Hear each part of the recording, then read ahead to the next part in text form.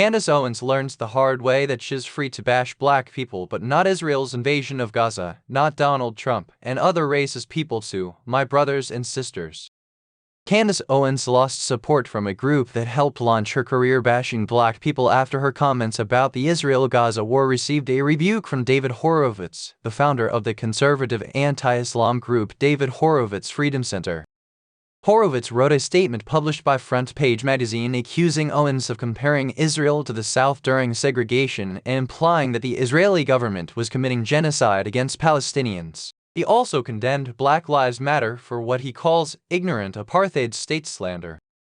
Candace Owens lost support from a group that helped launch her career bashing black people after her comments about the Israel-Gaza war received a rebuke from David Horowitz, the founder of the conservative anti-Islam group David Horowitz Freedom Center.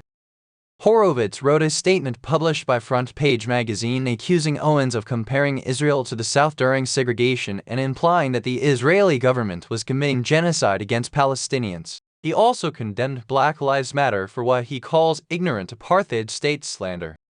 The conservative went on to condemn Owens for giving a platform to anti-Israel voices like Andrew Tate and accuse her of promoting Hamas genocidal lies.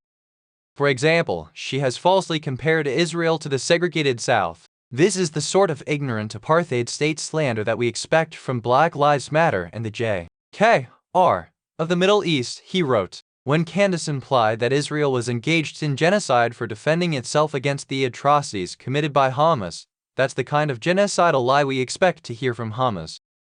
Horowitz added that Owens, who remains a commentator for the Daily Wire, a conservative media magazine founded by Ben Shapiro, was obsessed with her own fame and playing the victim for financial gain and publicity.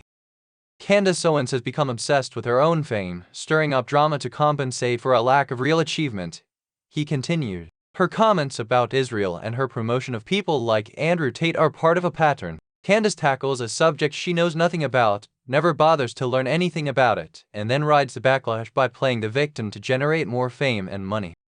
Owens announced on Twitter that she did not support George Floyd and the media's depiction of him as a martyr for Black America after he was murdered by officers from the Minneapolis Police Department in 2020. She was also a staunch Donald Trump supporter who was widely criticized for her negative views on the black community. X users reacted to the news on the former Twitter platform and noted the irony of Owens being condemned by the group.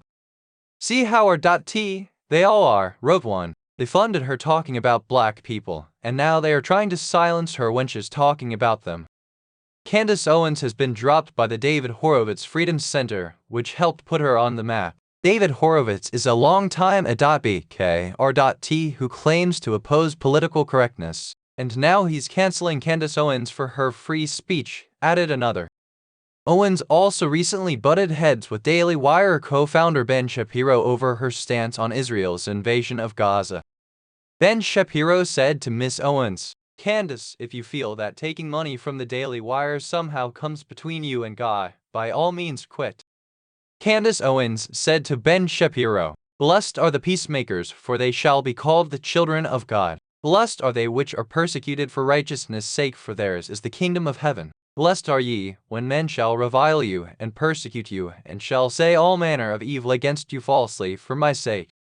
No one can serve two masters. Either you will hate the one and love the other, or you will be devoted to the one and despise the other. You cannot serve both God and money.